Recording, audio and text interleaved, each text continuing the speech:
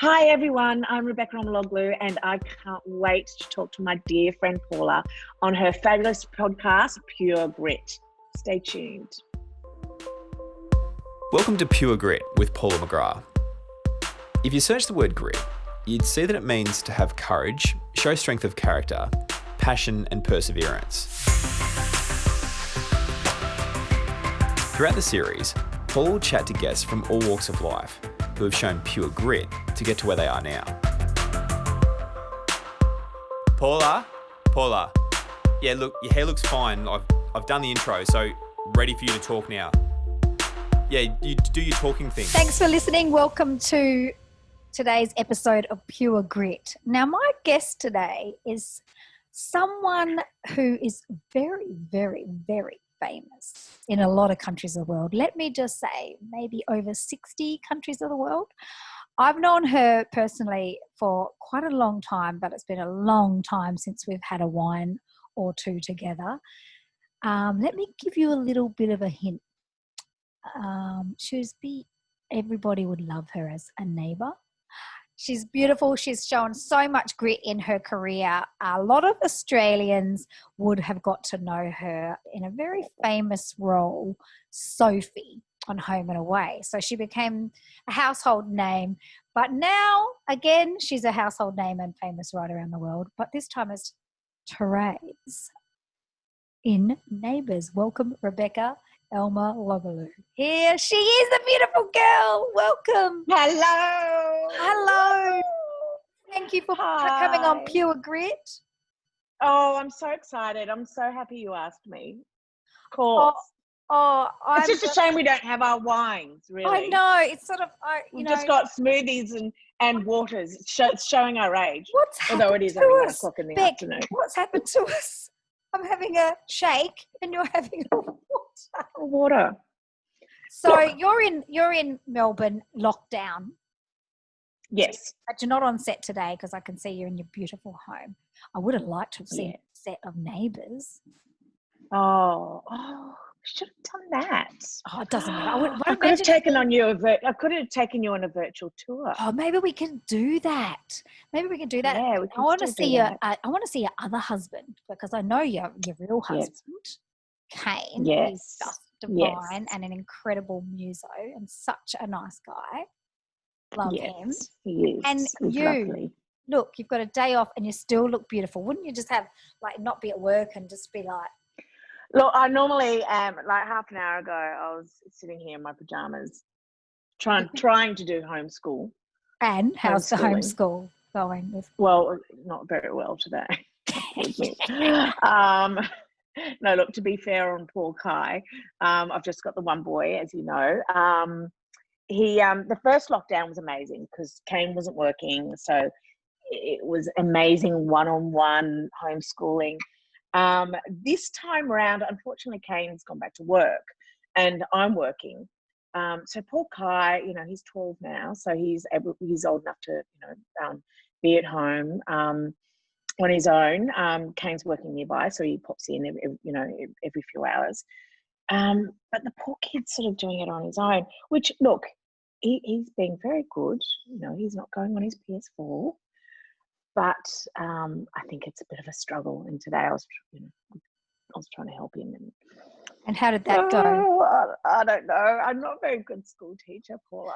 I'm not a school teacher either. And I feel for all the parents with all I feel for all of you because we did 9 weeks. We actually, fingers crossed, we're very lucky in Queensland. And I feel for everyone. For me, when I heard Victoria's going to get locked down again, I was like, oh no, homeschooling. Honestly, that's what I did. I was like, oh no. Oh no. All my girlfriends were just like, no, homeschooling. I found it probably the most stressful time of my life. I honestly did. And it wasn't just for the lockdown, it was the home learning. It was just, And look, hats off to teachers, hats off, because. Absolutely. I just, the problem with, with Kai, if he hadn't, look, Kane and I aren't exactly academics. In fact, far from it. Very far from it, especially me. Kane's much smarter than I So we're artists. So, you know, we struggle with those sort of things. But I guess what I'm saying is if Kai wasn't in year 6 going into high school, I wouldn't be so not concerned, but, you know, about it. The fact that he is going into high school, I guess, you know, this is such an important year for them to prepare and get ready for that. So, I don't know. This year's a write-off, really, isn't it? It really is. Let's be honest. Just before I got ready to podcast with you, I got a email from Jem's teacher. Oh, look, we're getting them 3 times a day. Yes, are you really? Guess what it says?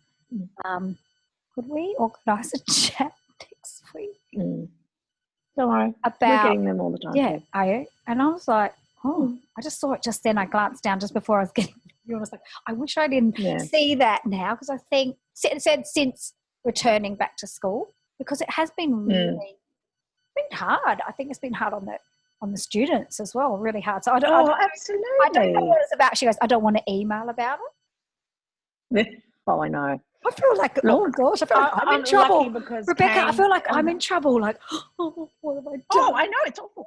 We were at the last teacher parent meeting. Kane and I sat there like we were the naughty children. Oh, it was awful. You know, there's a lot of positive feedback too, but no, look, you're not the only one. Okay. But I'm lucky that I've got a husband who deals with that side of thing at the moment. Yeah.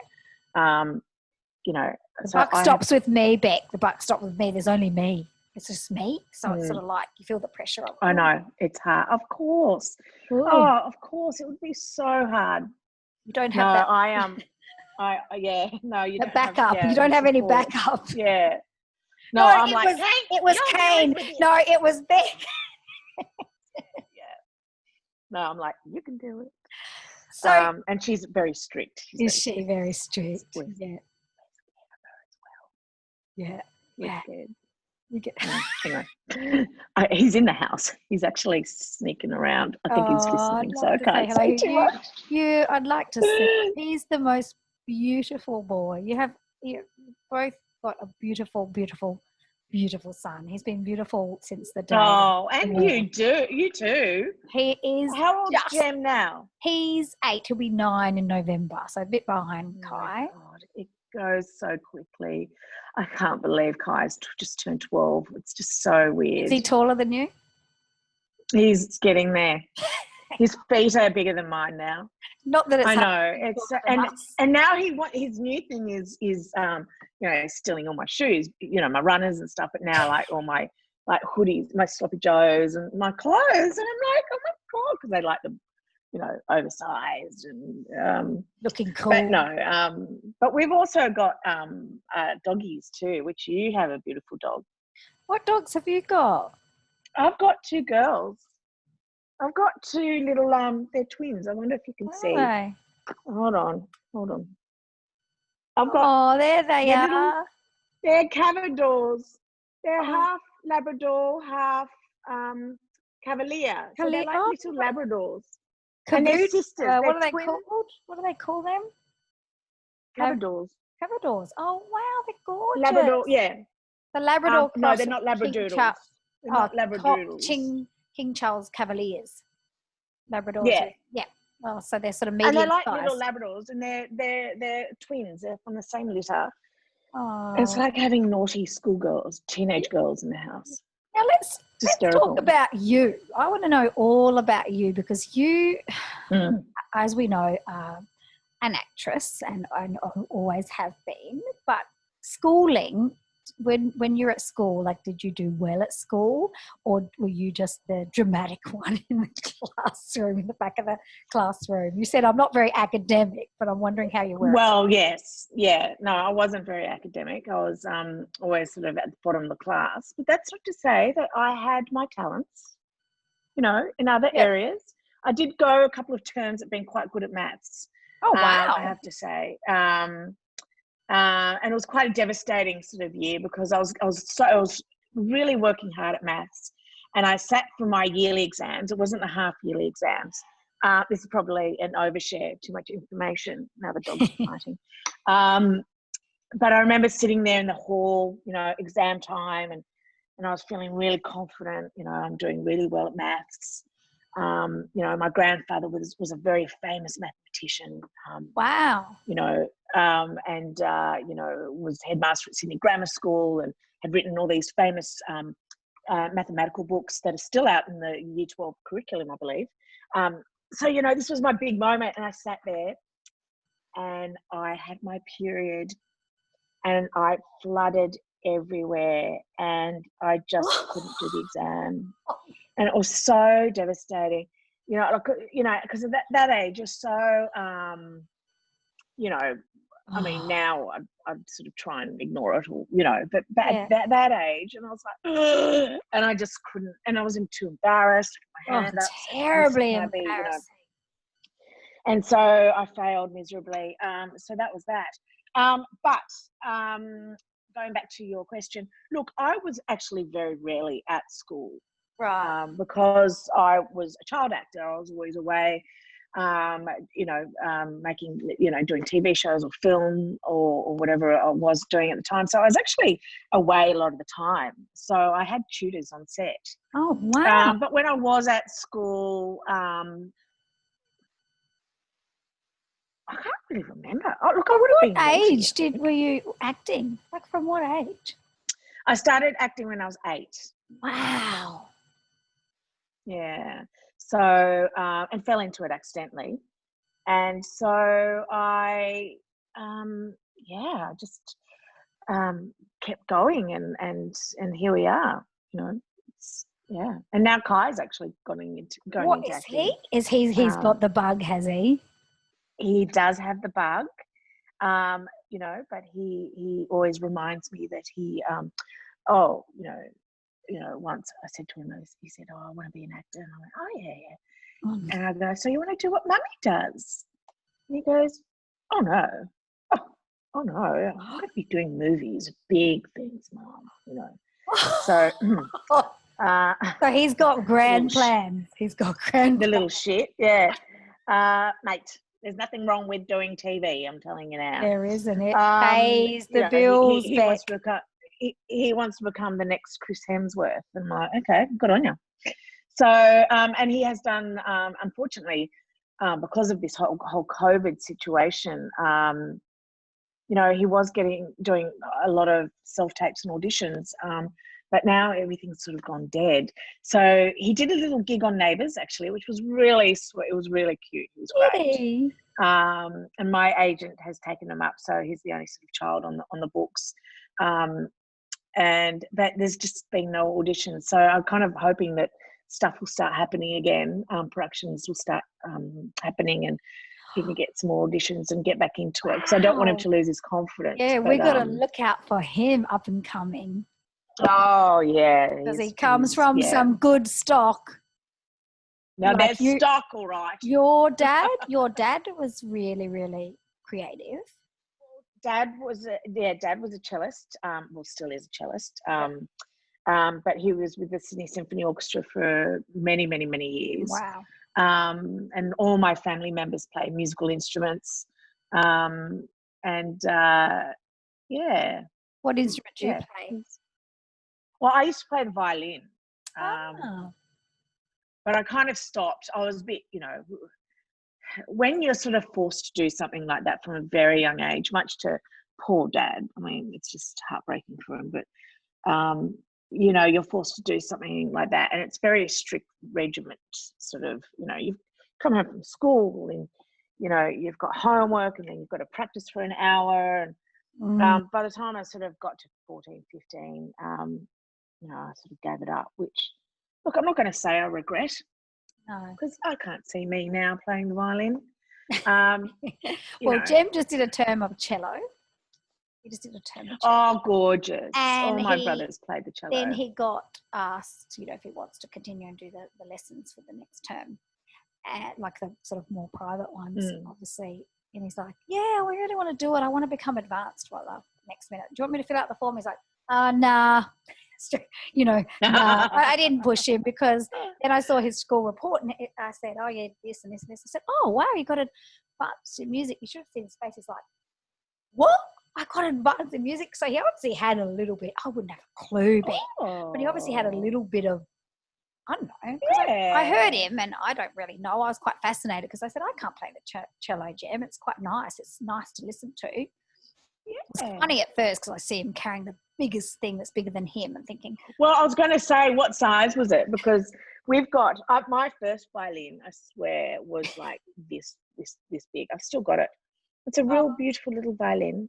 Oh. And my last violin was a beautiful old instrument that you need to get that one out sometimes, Beck. If someone's whinging, you get the little one out and you just go, world's smallest violin. But Mum and Dad have got a little baby cello because all my brothers played the cello. But the baby cellos are tiny. They're so cute. I think his was like a small one, like a child's one. But so you have a famous cousin too, which a lot of people might not know who your famous cousin is or relative. Is she cousin, auntie? She's a cousin of my she's my grandmother's first cousin. Yes. So she's not an aunt. No, she'd be a cousin of yours then. Yeah. Dame Judy Dench. Yes. So she's your grandma's cousin. Yeah, so she'd be a cousin of. She was my granny's first cousin. First cousin, yeah. Okay, so she is a relative. Wow. So yeah, but her daughter Finty and I are very, very close. And we all sort of, you know, we're like first cousins, you know. Yeah. we you know, every time I'm in England, we always get together and, you know, have a lovely catch up and you know, and we're quite distant, you know, obviously. But my mum speaks a lot to Judy. And I've met her a couple of times. What's she like? Oh, look, it was a very long time ago. But I did experience one amazing time when my dad and I were in London. I can't remember why we were there. I think I was doing a children's series in Greece and we stopped off via London. And my dad was chaperoning me because I was 15. And she'd organised tickets to Hamlet that she and Daniel Day-Lewis were in. And we went backstage afterwards and then we went out for lunch for a lovely meal. I can't remember whether it was lunch or dinner. And went out for dinner. And I think Daniel Day-Lewis came with us. I can't remember. Oh, wow. It was amazing, you know. Yeah. So, but no, Finty and I are very, very close. Oh, that's amazing. Yeah, I haven't seen Judy. Yeah. And then me. Yeah, there we were backstage with Daniel Day-Lewis and Judy Dench. Oh my God, Beck. It's just, and it's funny you said Hamlet, and that just brought back the memory for me. I worked at Hamlet in London. Isn't that funny? But years later, of course. So I would have been maybe 20 or 19. Wow. 20, and I worked like front of house and then stage door. But it was like, what's that actress's name that was in the theatre? Now she's become very famous. Rachel Weisz. She was. Who's married to? Yes. Daniel. Is she married to the Bond guy? Yeah, the Bond guy. What's his name? Daniel Craig. So Daniel Craig. Yes. Yeah. So I was like, you know, that they were just I was just working for Stolmos Theatres because it was owned by an Australian, and I got to know all those actors being on stage door or whatever, and it became huge because theatre is such a good way to launch your tread the boards, isn't it? Yeah, I mean, I have never sort of been a huge theatre. I was going to say sort of actor, or really sort of goer. I'm really bad at sitting in theatres for too long. I get ants in my pants. I do enjoy. Look over your shoulder. Plays and shows. Look over your shoulder. Hello. Oh, I know. That's Daisy's stare. I just see this little face go. Oh, how are you all? Oh, Yeah, they're so you adorable. didn't do Oh my any, God, they are. you haven't done any theatre. Look, I've done, you know, quite a bit of theatre, but it's never been. I've always just been more comfortable in front of the camera. You know, I've done a lot of great fun shows. I did a lot of pantomime stuff in England. You know, I toured. I did a long stint with doing vagina monologues, which was great fun. God, I love that. I did a national tour of that, which was great. I did Wog Boys with Nick Giannopoulos for a long time. So sort of fun, lightish stuff. I think, you know, and I sort of think back to why I was never fully comfortable on the stage. And I think it goes back to when I was young, I started suffering from anxiety. And it stopped me from doing quite a lot of things. And I think theatre, you know, just being live on stage and having that fear of having an anxiety attack or forgetting your lines on stage just really, you know, fueled that. And so I think I sort of I think I'd be okay now.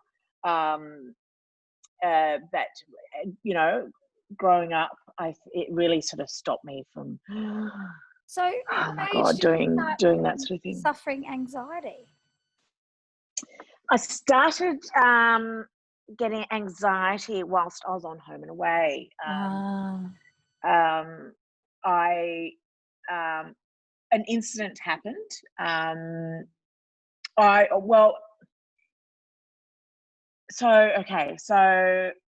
kind of know what, you know, when you go and see a psychologist and they want to get to the bottom of it, you know, what was the trigger, what started that. And I think, you know, I know, you know, something happened when I was about 15 on Home and Away, a drug-related incident that, you know, just being young and experimenting, and it was pretty sort of scary at the time, but, you know, forgot about it.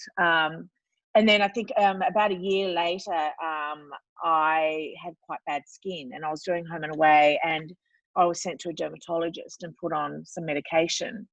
And the medication was kind of making me a little bit sort of dizzy, which they warned me about, but they said it would pass. But there was one day and I was working very long hours and I had a very big storyline at the time. I think Guy Pearce was on the show at the time, playing my boyfriend. And we had this massive day, and I remember we finished the day and then we had to go and do this huge photo shoot. And then we had to go to some dinner thing afterwards. And I just remember during the day just feeling worse and worse and worse and worse. And I remember sitting at this dinner just going, oh my God, I feel really bad. I think I need to go to the doctor tomorrow. And so we sat there, you know, another 20 minutes went by. And basically it was the onset of a panic attack, a massive anxiety attack that was just building and building and building all day.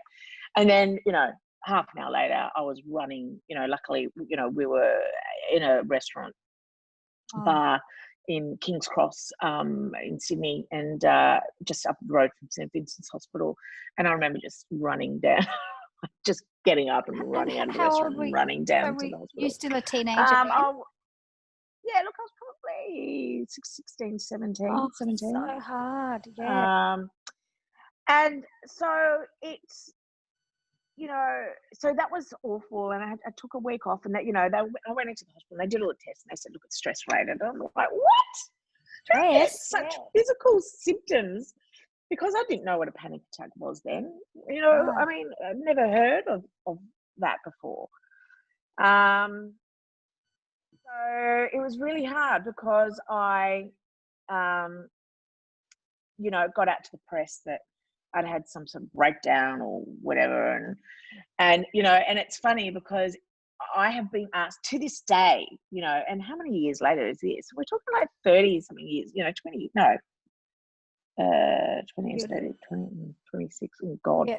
We're talking about 28 years later, and I still get asked by journalists about my anxiety disorder, you know. And for many, it's only now over the last few years that I've actually sort of embraced it and gone, no, because we're all talking about it now. Whereas back then it wasn't talked about. That sort of thing was almost shameful. It's like you had mental disorder terrible. or something. Yeah. Absolutely terrible. And, and it stopped me from getting a lot of work. Like I was offered lots of theatre gigs. It gave me a fear of flying. Things like, being nominated for a Logie, the thought of sitting there, the anxiousness of I refused to fly back from London once for People's Choice Awards, and I was literally told that I'd won it. But because I was so terrified of, I'd just flown to London to do publicity or something, and I was just so petrified of flying, and the thought of being nominated and getting up on stage, and so I said no, and so they gave the award to somebody else. Wow. So it stopped me from doing a lot of things, and a lot of things in life, and probably still a few things to this day. The fear and the dread, and so you still have that fear and dread even today. Oh, look, I can control. Oh, look, yeah, I'm a worrywart. Yeah, I get stressed. I get stressed. I fear we're going to get hit by a tsunami, even though I live in northern suburbs. You don't live near the ocean. I know. For years it was asteroids. There was always something, and now sinkholes, and now pandemics. Although I have to say I've actually been very calm, cool, and collected with this whole pandemic thing, much more than I thought I would be. But what's interesting, and I always go back to this. I'll never forget a family member of mine saying once, don't tell anyone that you suffer from anxiety. You'll stop getting work. And I look back at that now and going, that's just so crazy, just so crazy. But now I'm so very open about it. I'm on a very low antidepressant, which I decided to go, my doctor and I decided to go on just before I got Neighbours, because I was moving to Melbourne, which was such a big deal for me. My whole life was moving everything. So I went on a very low antidepressant, and I'm very open about talking about that. Whether it's actually worked or not, I think it has. But I've also learned a lot, after years and years and years of seeing many psychologists and, working on my, I've learned to control, like I don't have panic attacks anymore. I haven't had one in years. Oh, good. But I still get anxious. But it's an interesting, mental health for many, many years was very shunned. It was very... Being such a name, like at so young, do you think that was part of it? I think a lot of things contributed to it. Absolutely. I was working in an adult environment from the age of 8, 9 years old. I was, away filming on locations with being the only child on adult crews and cast. And God, we all know what goes on in those. Oh, exactly. You would have seen it all very young. And it's interesting. This whole Me Too movement. Gosh, it does not surprise me. And if I talked about the things that happened to me, Jesus, really, I would be here all day. Look, nothing that's affected my life. No. In a huge way. I could certainly put a few people in jail, maybe. No, I'm joking. Actually, it's not something to joke about. No, it's not something to joke about. And it was. And it's a very serious issue. But, so don't get me wrong, my parents were very, very strict, and I always had chaperones with me and that sort of thing. But, the industry was very different back then, when I was a child. Crazy things, what happens on location stays on location. Stays on location, like but you would have seen a lot, because I know what that day and age was like, and it was very free. There was no social media. There was no phones or no one to catch you doing anything, or so different. Yeah, and it's you're very lucky that you did have such supportive parents that did chaperone you. Yeah, really, my parents honestly, were pretty good. Yeah, look, there are a lot of other young actors out there that had no, were just let loose, and my parents had me on quite I had a certain amount of freedom, but like I wasn't allowed access to my bank account until I was 18 years old. Did you have heaps of savings in there by then, Beck? Well, I was able to buy a house at an apartment at the age of 19. So oh my gosh, I mean, and that's was so that unusual. Place in Sydney? Did you buy that? Yeah, you used to come over. We used to have wines there. You earned that. That was all waiting for your bank account. Well, yeah. So my parents were good, were great.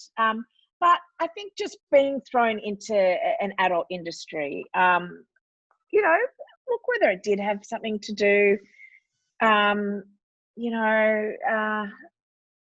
with me getting an anxiety disorder, I'm sure it contributed, definitely. But also, and working on Home and Away, very long hours, like they worked me to the she was a really popular character, so you was super famous when Sophie on Home and Away, super famous. Everybody, I'd have to say you were probably the most favorite character. For how many years were you Sophie? You were very you were it, like 4 years. Yeah, you were very like popular. 4 years. But the storyline around then, Beck, it was a very popular time. Home and Away was so popular right then when you couldn't go anywhere. Everyone would be like, oh, Sophie. No, it's Rebekah. No, Sophie. There's Sophie. And what is so that nice in your name? Is it Sophie in your name? Yeah, my middle name's Sophia. Did they call you that because of that, or no? That was just by chance. No, it's just the character. Oh. But what's so funny is that, I look at the kids nowadays, right? So I'm now working, as you know, on Neighbours. 25 years later, I'm now one of the senior cast members. Right? I'm one of the oldest. Do you like that title? Yeah, I don't disrespect me. I'm one of the senior cast members. Oh yeah, I work it. I love it. You'd be a tyrant. And I love working on it. But and now we've got all these little kids that come on the show. And I have to admit, our bunch of kids that we've got are awesome. They're so down to earth. But life is very, very different with social media, and I just I'm shocked, and of course they don't know who I am. Like they didn't know me from Home and Away, and so I try and tell them how famous I was back in the day, and they're like, oh yeah, Beck, shut up. They just go, whatever, you were not. It's like, Neighbours doesn't, we occasionally get a TV Week mag cover, and and I'm like, I was on the cover every week. You were for years, Well, I was, and nowadays it's not it's not like that. But they just like, what about them? Oh, whatever, Beck. Yeah. But it is so wonderful, and I feel like I've been given a second opportunity. And I love it, and I love being one of the oldies, and it means that, look, actually this is probably not true because my character is really popular, so I do work a lot. I'm on a 4 ep minimum, so what does a 4 ep minimum mean?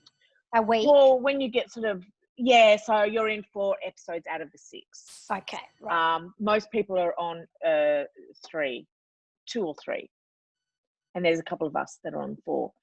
So, it's extra work. So you're right up there. You're up there. Oh, look, it's not. I don't think it's really about a popularity thing. Well, maybe it is, actually. I don't know. It would be. It would be. But by saying that, I don't really have to work as much as the kids do. Look, it depends on your storyline, but I feel like the kids sort of work much harder than us. So is there one of the young actors that stands out? Is there one that you know, in the show that you're like, wow, such and such, really, there's something about them? Oh, yeah, we do. Over the years, there's definitely been kids that have come through, you know, like the Margot Robbies, you know, that you hope will make it as big as Margot. You know, and it's so lovely hearing stories about Margot, because she was obviously a few years before me, from, you know, crew and cast who knew her and worked with her. What do they say? She's just divine. Wow. And so smart and so clever and so talented and beautiful, you know, and then you just go, that's deserving. That's what you want to see. That's what you want. They weren't surprised. And they adored her. They all knew. Yeah. You know, and there have been a few other kids that have gone through that you know, you do see that in them. So it's wonderful, and it's a wonderful jump platform to start off in. You know, I mean, doing shows like Home and Away or Neighbours, it's just so you'll never get training like that ever. No, and do they have the young ones? Do they have coaches on set, or no? They just get the scripts the same as you and just look, we do have dramaturgs, people that do come in, you know, once a week or now we're, you know, everything's done by Zoom, to sit and talk to, you know, certain characters about stuff. When I first started, I was seeing this lovely woman called Anne, who would come into the studio, you know, once or twice a week, and I'd just go in there and sit, not so much work on scripts, but just sort of chat about how things were going, and you know, have a little gossip session. Yeah, but it is it's a very unique working environment. We work so fast, and it's not for everyone. It's a very niche sort of working environment for actors, in the sense that you know, we get in, and we have been lately getting incredible people in, and I'm not using these people by example, but we've been getting a lot of film and theatre actors in recently, who are just been great. But we also get a lot of other people that come in who are you know, are filmy or theatre people, that they don't quite feel the comedic, the rhythm of soap of it, and it's different. So their performances, even though they're brilliant actors, yes, in the outside world, when they come on the show, they don't come across as good, because it is it's hard to explain. It's kind of soap acting, I guess. Yeah.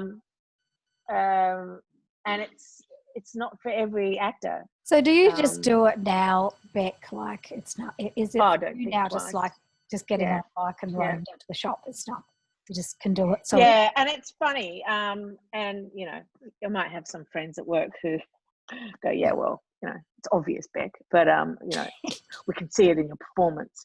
But I like to just not overthink it. I've always worked like that. Especially in this genre, especially on you know, working in fast TV. And I think your biggest mistake, and some of the kids, this is their big mistake, is they overthink things, and they sit there and they write notes and notes and notes and notes and notes about their performances and their characters and their motivations, and you don't have the time to do that on the show. It's too much. And B, you know, if you start overthinking things and not using your instincts, it ain't gonna work. And so I think that's why, I mean, I love it, and I feel like I'm actually quite good at this genre, more so than theatre and film. And what's it like having two husbands? Husband at home? Oh, well. Hot husband at home, and then a husband at work. You got two. It's the perks of the job, darling. it's before I got married on the show, and I'm sure there'll be plenty more lovers. But gosh, I've had some wonderful lovers on the show. Oh, it's been so Who's great. been the best? I swear to God, where's my husband? My husband's not here. I tell you, it's great. Oh my God, no. Oh look, so I'm married. My character's currently married to Paul Robinson, played by Stefan Who has Dennis, been in the show forever. Ever. Mm-hmm. And we both own Lassiter's now, so we're like, you own Lassiter's? Yeah, I've owned it for a while now. But Stefan and I get along like a house on fire. He's wonderful to work with, and we work very, very, very well together. And for years and years and years, all the fans wanted us to get together, and we held it off. We kept saying to the producers, hold it off as long as you can, and then finally they were like, nah, the fans are really demanding that the two of you get together, and they've finally got us together and married us. And for how long for, I don't know, but I adore. Someone distracts your eye. Yes, well, that's it. But we work so well together, and he's like we're best. Stefan, we call him Stiffy on set. Stiffy and you are best friends? Stiffy. Yeah, Stiffy and I are like this. Oh. And, and we behave like a married couple. We argue, we, come here, darling, shush, focus, like we just, we do behave. Oh, my girls are doing Zoomies right now. But yeah, no, we do. We behave like a real married couple. It's hysterical. But we do work really well with each other. It's lovely. Yeah, it's lovely. And Kane knows, we know, we hang out with him and his wife, and all hang it's out lovely. together like a foursome. You and your two where husbands. Are you going? No, but I'm like, you and your two husbands and the two wives. It's kind of, I love it. It's kind of, I know how close you would be working with Paul. But look, comes across as such a great guy. He's great. He drives me nuts. But he's great. But no, trust me, I've had other partners on the show and other jobs where we haven't got along at all. So I am blessed that that you do get along, because you probably have been in situations where you didn't get along, and that would be hard. Yeah, absolutely. Yeah, absolutely. Now my dogs come in here too. You hear the dog? Oh man, Harvey's coming he now? 13. So you still there, Beck? Where's she gone? Are you there? Mm-hmm. I'm back. Somebody was just trying to call me. Sorry. And it cuts it out when you. Yeah. And you're like, I'm very busy. I'm talking to Paula. So very busy. Yeah, he's 13 now. So he's that's 91. Very old. He's just late. He can't hear, and sadly, you start thinking with your pets, as you know, with your dogs. It's hard. It's coming to that time where I know. I couldn't bear it. I could not bear it. Well, I don't even know if I won't be able to podcast. Positive that week or whatever. When that time comes, he's been my rock solid little mate that has been there through everything, as they are. They're just there. They're best. The best. Just people that go, oh, you're crazy. He's just a dog. You treat him like, no, he's not just a dog. Yeah, it's funny. I've grown up with animals all my life. My parents have always had dogs, but it's very different when you've grown up and it's your own dog. Because I never thought I'd have so much love for these rascals. Oh my God. So these are the two first dogs you've had, like yourself? Yeah. Family? Yeah. And we all adore them. Like, we all fight over them. Daisy can sleep with me. No. Like, every night it's like this 10-minute discussion argument. Who gets to sleep with who, So ridiculous. Do you think that you'll, what else is going to happen? You're going to stay, you think you'll stay on Neighbours now as long as, is there any other, like? Yeah, well, Do you still have to travel? I mean, you can't travel at the moment because of the lockdown, but were you still travelling a bit with Neighbours? Like you were saying something that you went to Belgium, or you went over to Belgium. There was something you did when you Oh, for yeah. Neighbours, Well, or? yeah, Stefan and I have gone over. Well, they send over normally, not this year, a couple of the cast members to London to do publicity and things like that. And I've been lucky enough to go over a couple of times with Stiffy. But the last time we went, I know it's weird. I love it. Best nickname ever. Yeah, it's great. Last time we went, oh yeah, that's right. So we're doing publicity in London, and then they said, can you pop over to Belgium because the show is massive over there. And we were like, yeah, sure. So we went to Belgium, and it was so bizarre.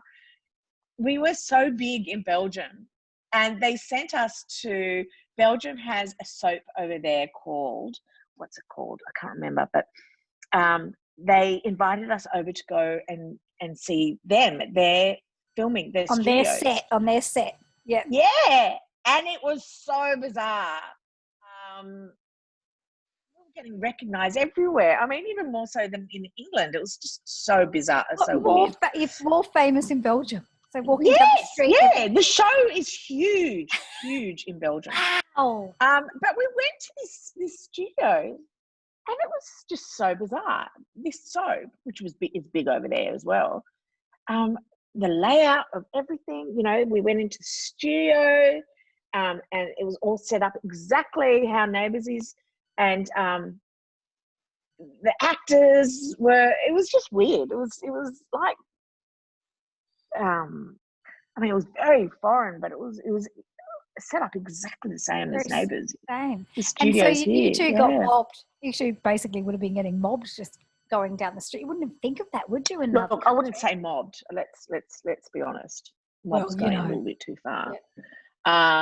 But look, put it this way: the media turnout was far greater than any media that we'd look, I think Stiffy back in the days and home and away days, doing the Westfield shopping centre appearances. I mean, it was huge back then. But there was just a bit more of a media turnout than we had been used to in the last sort of few years. So yeah, but mobbed is going. Do you find it still even just going around around your local area, like you going to the shops or whatever? Do you find? Oh, occasionally. Look, it depends where one is. If you walk into a shopping centre, like a Westfield shopping centre, well, it depends on the area. Yes. I guess. Yeah, a little bit, but not a lot.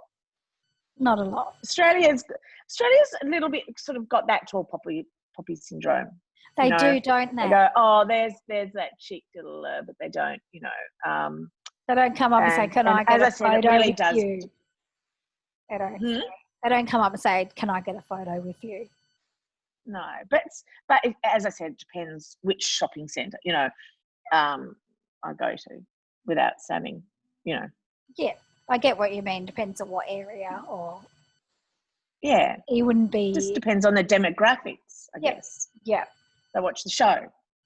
Okay, I see. Like, I know lots of people that, if they saw you, they'd be like, "Can I get a photo with you?" They'd probably still go, "Oh my God, there she is." It would depend.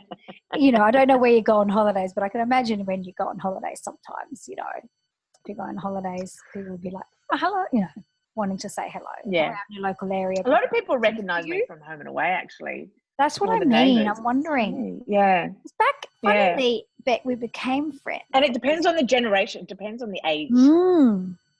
My generation, they started doing. Definitely know you, like your generation, yes. Mm-hmm. But then I remember when I was in my late 20s, they started doing reruns of Home and Away. So I was getting this new influx of little young kids that were watching the show and being recognised by them. So it's interesting, isn't it? When I was, I can't remember what year it was.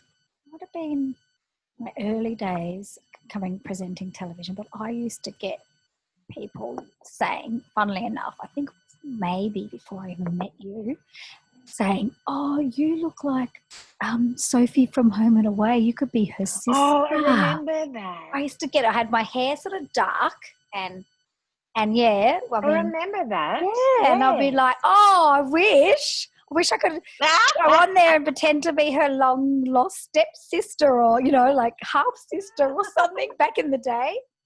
It was like weird. It was weird. I used to get it. I used to get, it's what happens. You get told, "Oh, you look like that person," or "You look like that person."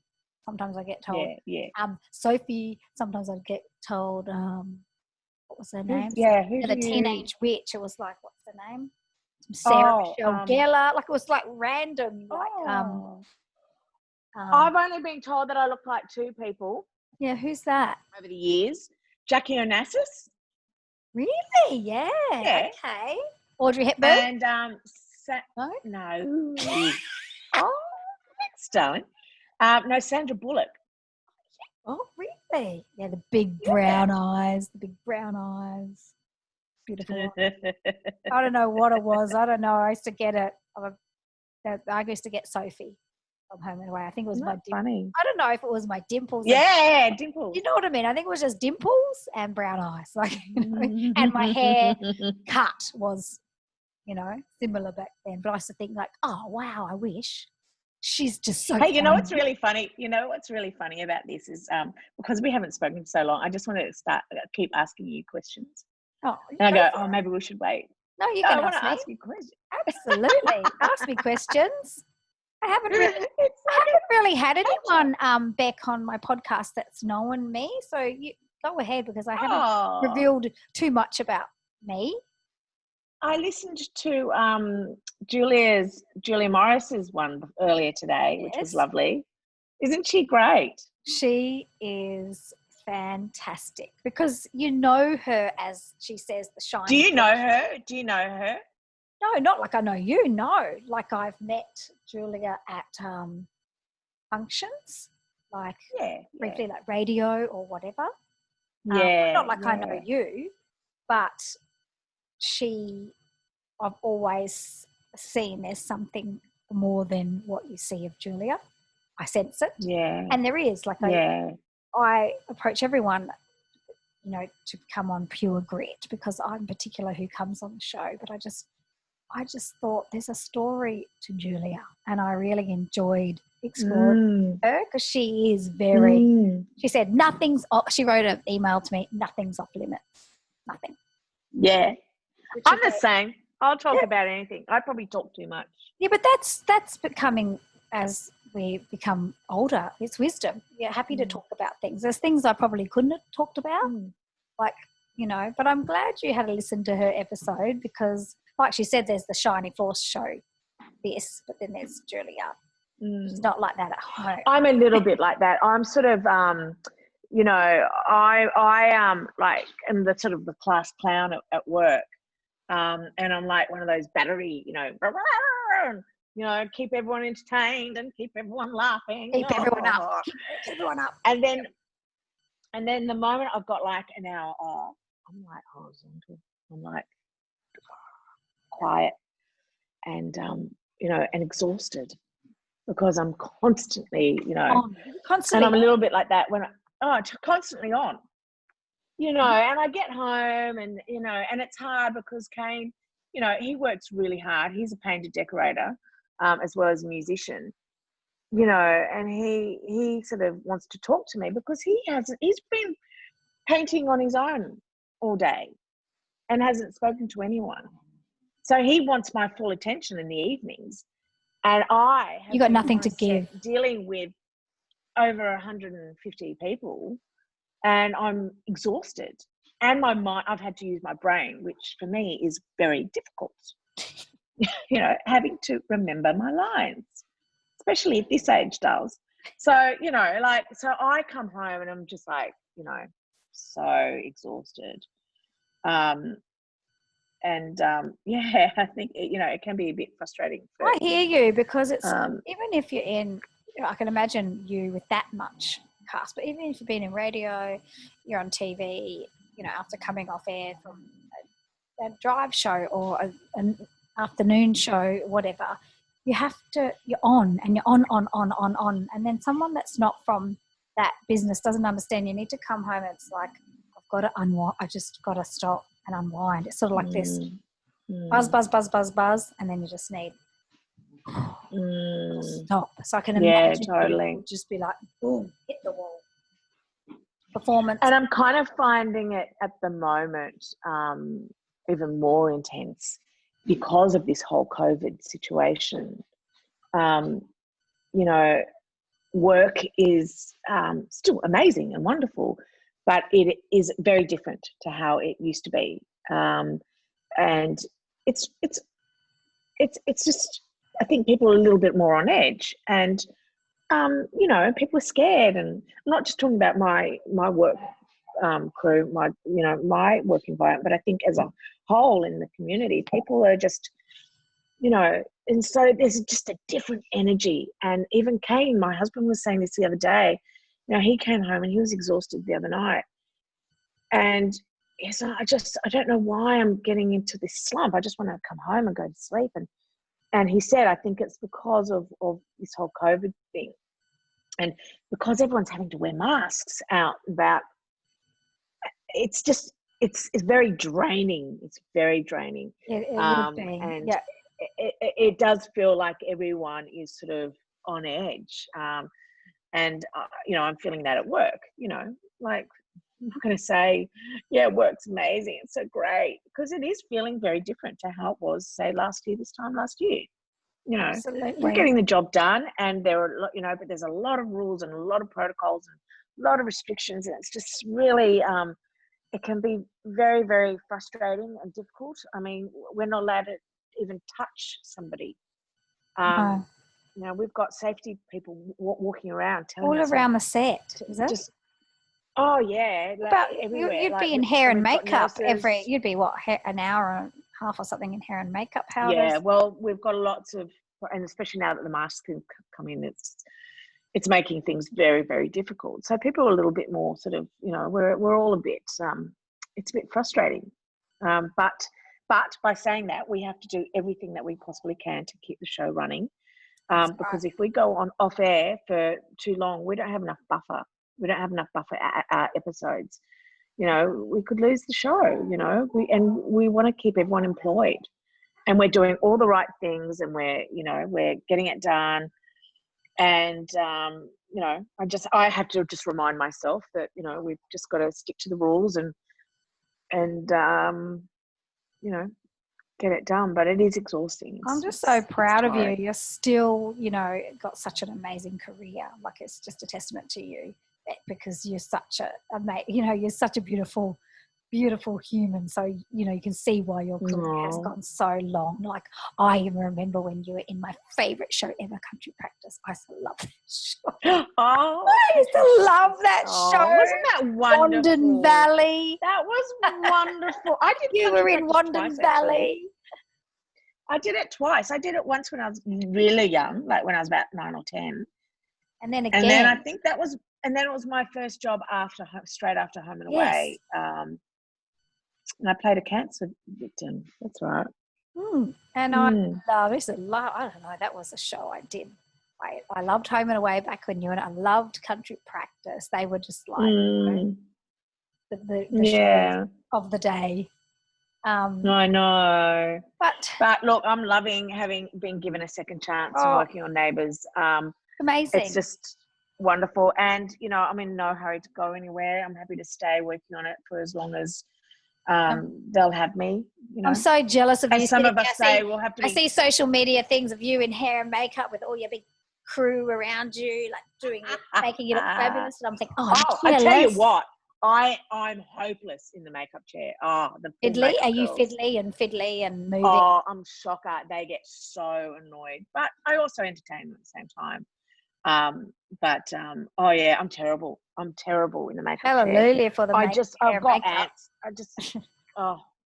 Well, my character wears more hair and wears more hair.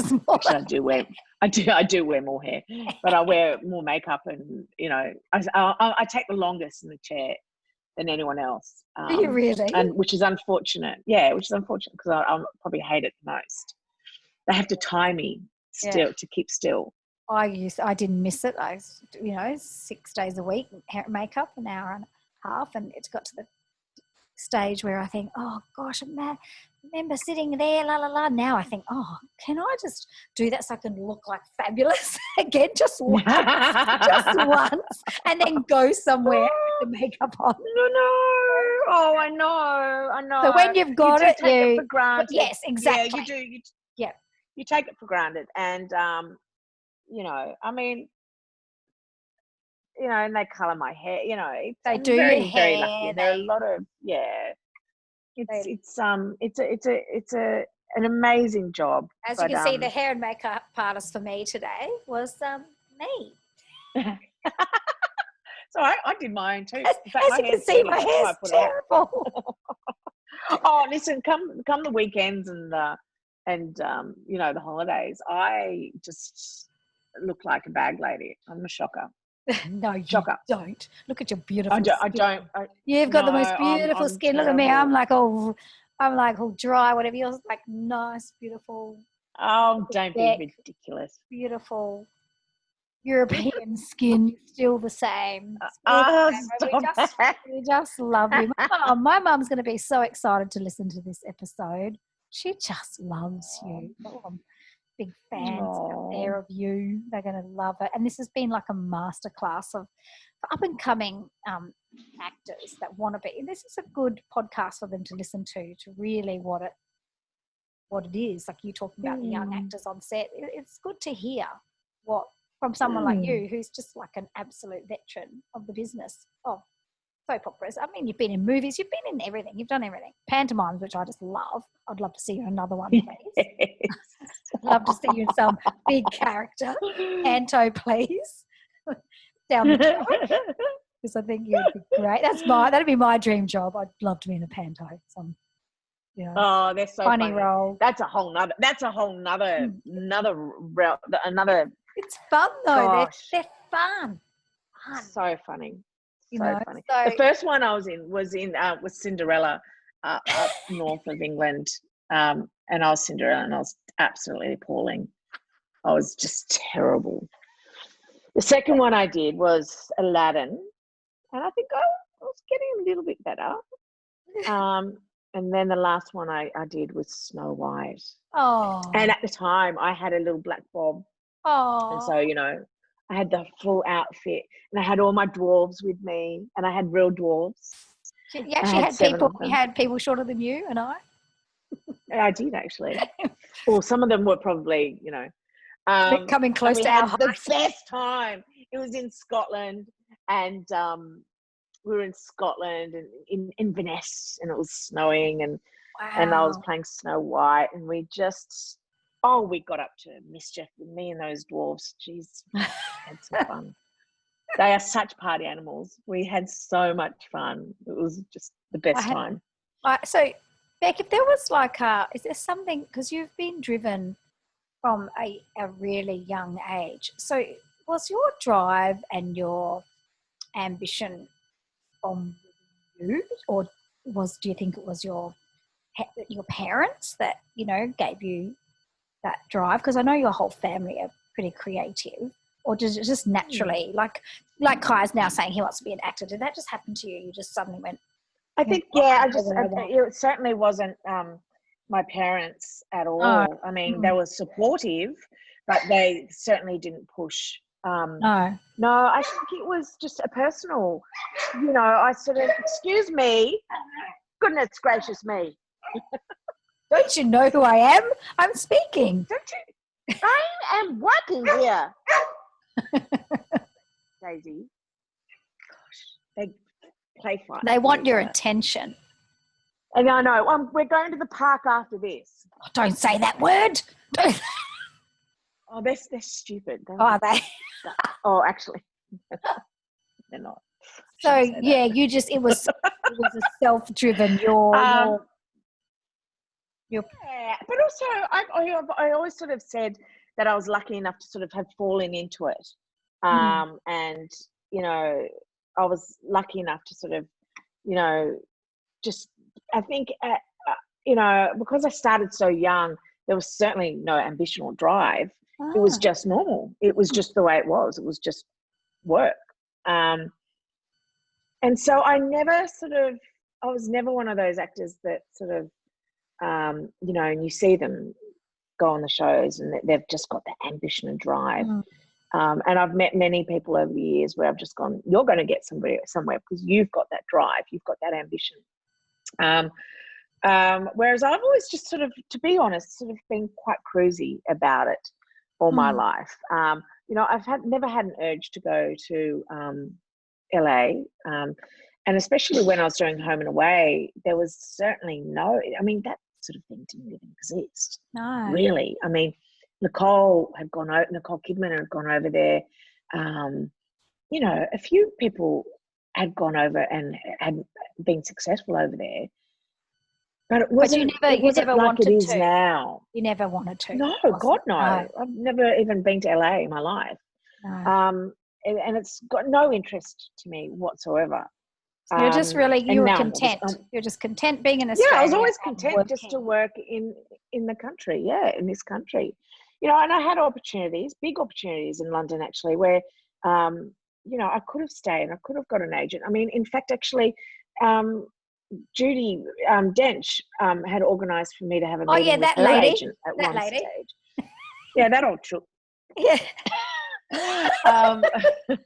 Amazing. And you know what I mean? And I just, I don't know, I think I was just too young at that stage, and I felt like I wanted to go back to Australia and keep working in Australia where I was known and knew that I could get work.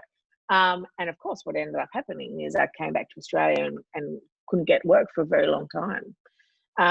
That would have been really tough on you, I think. Yeah, it was tough, you know, being pigeonholed a little bit too, from being on Home and Away.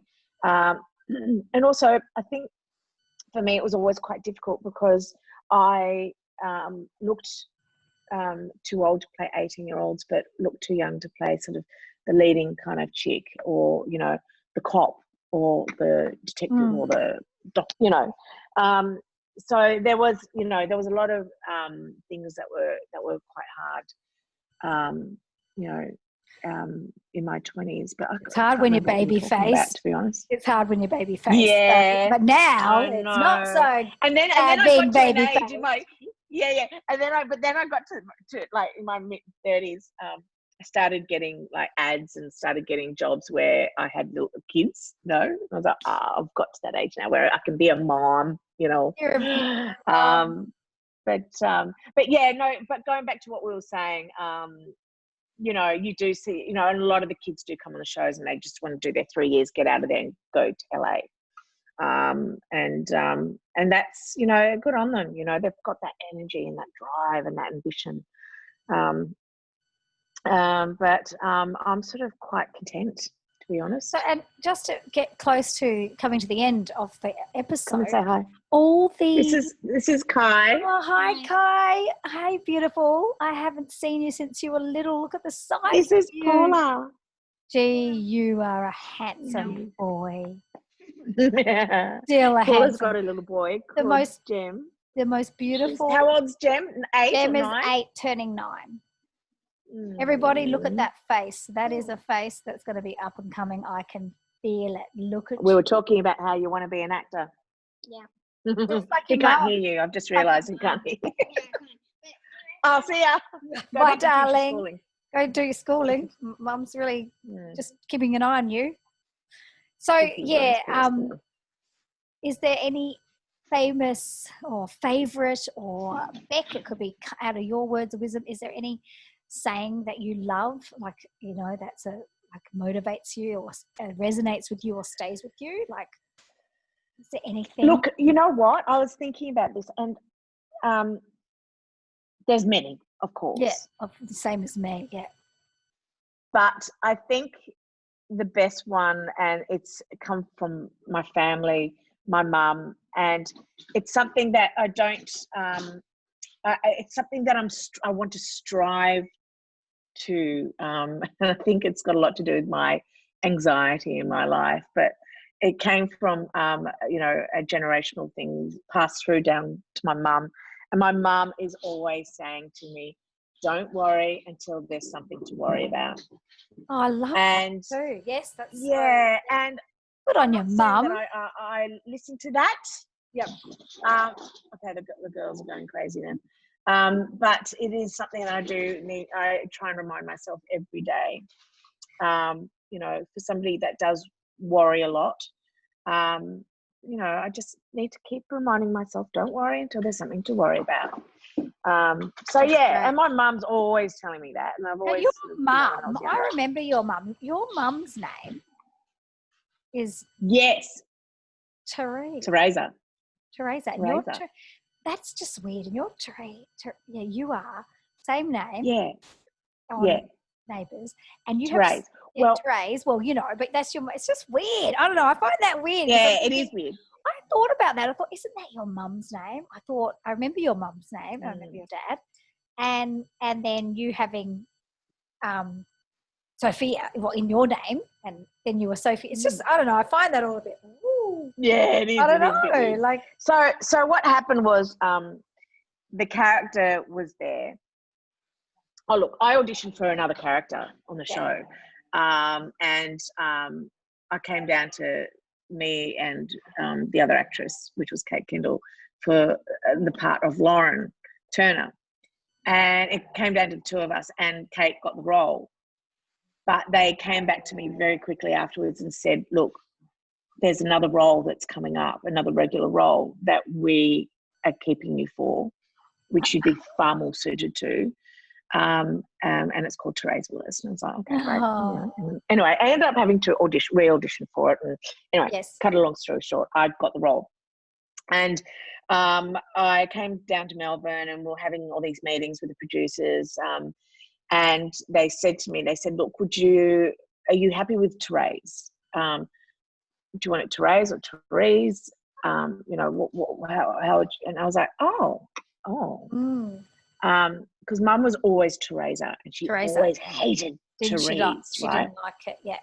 Oh, if anyone calls my mum Teresa, she just loses her shit.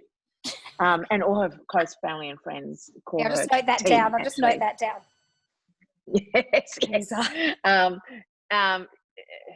My mum's never lost her shit in her life, so I don't know why I said that. But anyway, all her close friends and family call her T.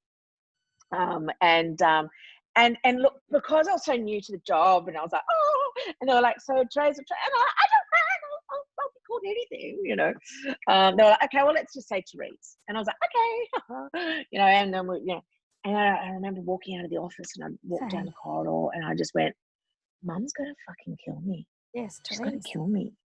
So I went back. I had to go back and knock on the boardroom door because I was still having meetings. I'm really sorry, but can I change it to Terese because my mum's going to kill me? And they were fine about it. I did have to convince some of the writers who created the character, Jason Herbison being one of them, who is our EP now. And they were like, but we really had it as Terese. And I was like, no, but my mum will kill me and I won't be able to do the rock. Every time I hear the word Terese, my mum will kill me. So anyway, they were happy to change it to Terese. To Terese. But it's really funny now because now I've got a couple of these young characters that have come in, and one of them's a niece, and they've written her calling me Auntie T, which is just which is even actually probably the most strange thing because all my cousins call my mum Auntie T. Auntie T. Oh, and it's just I don't know. That's just one of those serendipity sort of things. That's really so weird. Auntie T. That's my mum's name. But anyway. Wow. So if there was Beck, if there was having a bit of a rock star husband like you do, if there was a song that all your close friends or